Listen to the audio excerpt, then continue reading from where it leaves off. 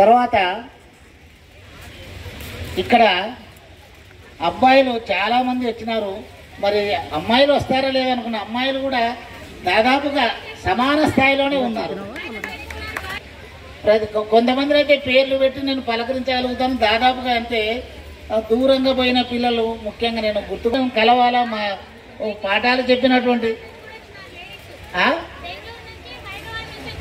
అదే చెప్తున్నాను. బెంగళూరు హైదరాబాద్ మన ఇండియాలో ఉంది. అబ్రాడ్ నుంచి రావడం అనేది నేను ఫ్లైట్ రావడం నుంచి చాలా సంతోషం. లేడీస్ కూడా బెంగళూరు హైదరాబాదు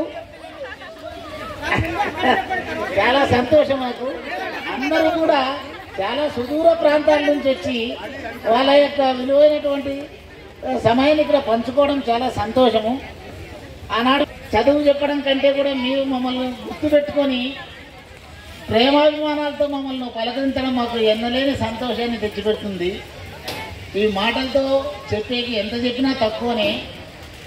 ఫైర్ అయితే ప్రతి గంటకు నాతో కాంటాక్ట్ అయ్యి సార్ అది సార్ ఇది సార్ ఏదో ఒకటి ఎట్లా సార్ ఏం కదా వర్షం వస్తుందేమో వేరే వెన్యూ మారు ఆ రోజు ఇంత పెట్టుకుంటే నేను అనడము ఎక్కడ చదివింటామో అక్కడే సతలం అవుతాం అనుకుందాం.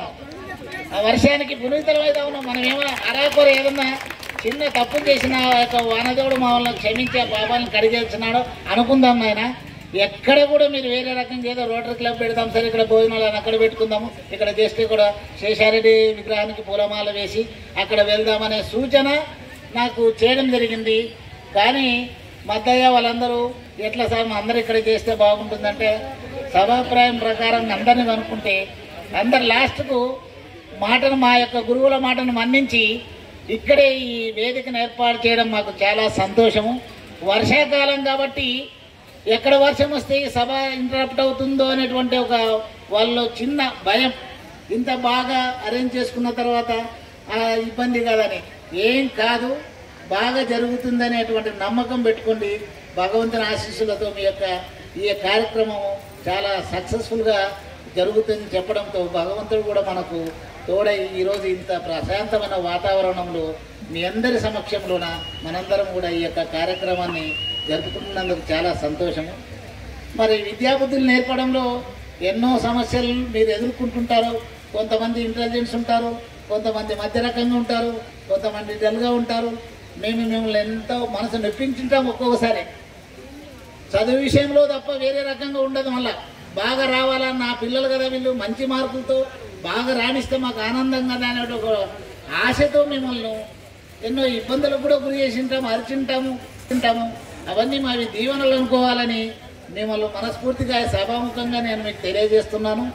ఏదన్నా అట్లాంటి చిన్న అపోహలు ఉంటే కంప్లీట్గా దుడి చేసేసుకోండి. సార్ నన్ను భలే ఇబ్బంది పెట్టి కొట్టినాడని బాయ్స్లు అనుకుంటుంటారు. ఎక్కువ బాయ్స్నే కొడుతుంటాం. గర్ల్స్తో పోలిస్తే బాయ్స్ని ఎక్కువగా కొడుతుంటాం. వాళ్ళని చూసి వాళ్ళు కొంత భయపడతారు, అంతేం లేదు.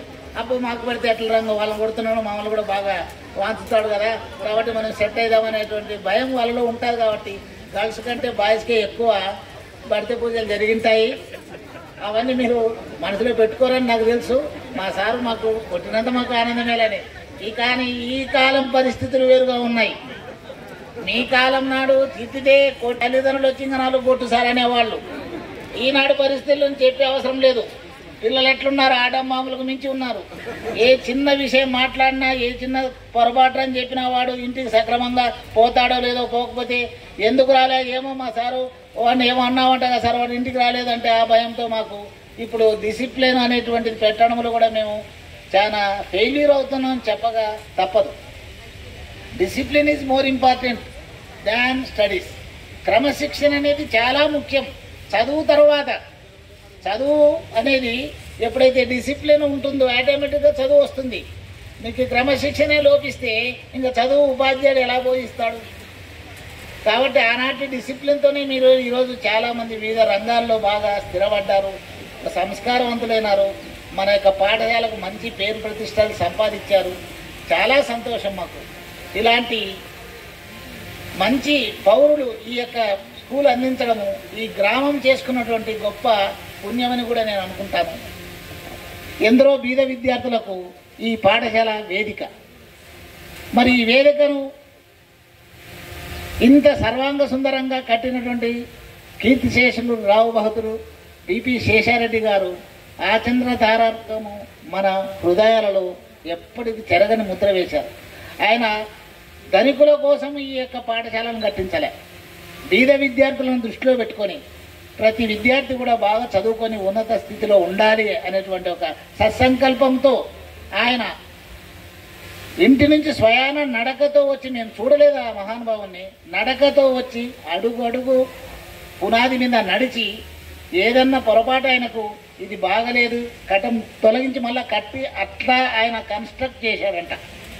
మరి వారి అడుగుజాలలోనే వాళ్ళ మునిమనోడు ప్రస్తుత మాజీ ఆర్థిక శాఖ మంత్రులు వారు ఈ యొక్క సర్వాంగ సుందరమైనటువంటి విశాలమైన బిల్డింగ్ను స్ట్రెంగ్త్ 1500 నేను హెడ్ మాస్టర్గా ఛార్జ్ తీసుకున్నప్పుడు 2007లో స్ట్రెంగ్త్ అసలు ఎలా ఉండదు, క్యారిడార్లోనూ కూడా రూమ్ బట్టి బయట కూర్చునేవాళ్ళు. ఆ పరిస్థితిని చూసి సొంత నిధులు ఆనాడే 40 లక్షలకు పై ఖర్చు పెట్టి రాజేంద్రనాథ్ రెడ్డి గారు స్వయంగా వాళ్ళ నాన్నగారి జ్ఞాపకార్థం ఇక్కడ ఒక బిల్డింగ్ కట్టడము, అలాగే మరి వాళ్ళ యొక్క దాతృత్వంలో అండి డోన్లో కూడా గర్ల్స్ హై స్కూలు ఇదే same Ramnath Reddy memorial block for girls అని ప్రత్యేకంగా కట్టడం అనేది అది వాళ్ళ యొక్క ఔన్నత్యానికి వాళ్ళ యొక్క ఉదారత్వానికి ప్రతీక అని చెప్పుకోవచ్చు. మరి అలాంటి వారి యొక్క సంస్థలో మేము పనిచేయడం చాలా మా అదృష్టమని గంటాబద్ధంగా మేము ఎప్పటికీ చెప్పుకుంటాం. ఎక్కడికి పోయినా కూడా మేనేజ్మెంట్ స్కూల్ అంటానే జనరల్గా ఎంత లెక్క మాట్లాడుకున్నావు, ఒక పోస్ట్కి ఎంత, ఇప్పుడు నా పోస్ట్కి అయితే 20 లక్షలు కాదు 30 లక్షలు కూడా తక్కువనే. నెలకు ₹1,00,000 జీతం అంటే 2 ఏళ్ళు పనిచేస్తే అయిపోయా.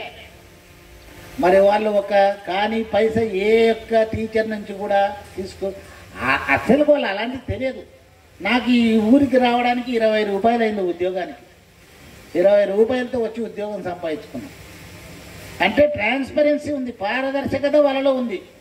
ఈయన ఏ ఊరోడో ఎక్కడోడో ఎక్కడ మాన ప్రాంతీయుడు కాదు కదా అనే భావన కాదు. వాళ్లకు how best you can teach in the class room, ఎంతవరకు నీ యొక్క పర్ఫార్మెన్స్ చూపెట్టగలుగుతావు అనే దానిపైనే ఇక్కడ సిస్టమేటిక్గా అపాయింట్మెంట్స్ చేయడం జరిగింది. మరి వాళ్ళకు తగ్గట్టుగానే మా శాయశక్తుల విద్యాబోధన చేస్తూ పిల్లలకు మంచి మార్కులు తీసుకురావడంలో మా వంతుగా కృషి చేసినాం. మేము సఫలీకృతలము అయినామని చెప్పను, కానీ మా వంతు కృషి మా లోపం లేకుండా వాళ్ళ యొక్క సూచనలను పాటిస్తూ విద్యార్థులను మంచి బాటలో తీసుకురావడానికే మేము ప్రయత్నం చేసినామని మేము విశ్వసిస్తున్నాం.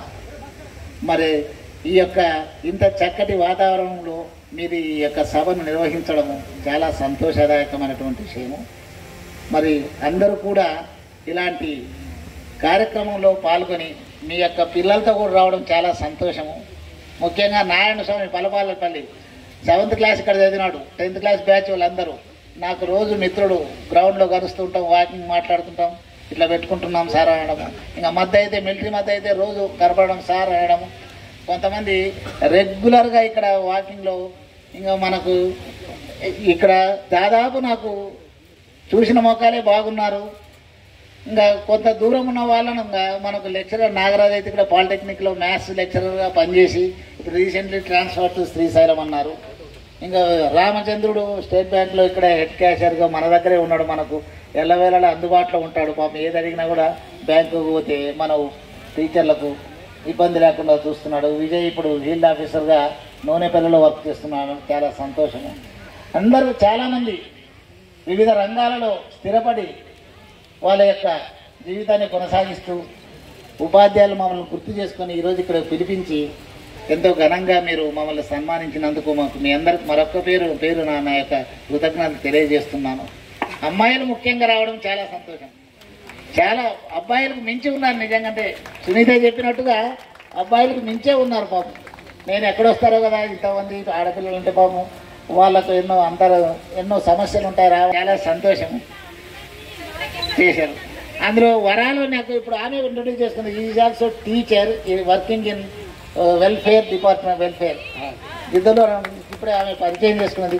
సో మా కమ్యూనిటీలో కూడా మా సేమ్ పొజిషన్లో మా పిల్లలు పనిచేయడం మాకు చాలా సంతోషాన్ని కలిగిస్తుంది. సాఫ్ట్వేర్స్ ఉన్నారు, డాక్టర్స్ ఉన్నారు, అన్ని రంగాల్లో ఉన్నప్పుడు మా టీచింగ్ ప్రొఫెషన్లో కూడా సార్ మీతో పాటు మేము కూడా విద్యాబోధన చేస్తున్నామనడం మాకు చాలా సంతోషాన్ని కలిగిస్తున్నది.